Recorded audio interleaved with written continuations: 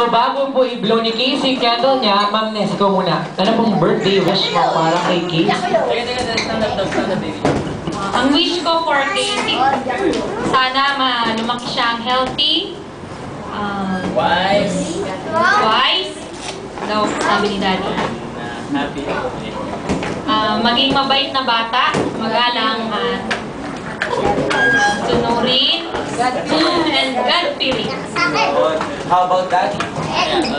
Only simple wish. Stay healthy and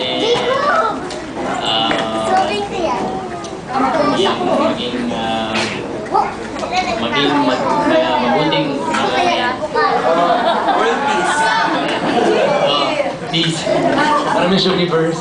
Siyempre, kaya for family, the McDonald's family, we wish Casey all the best in life. Okay?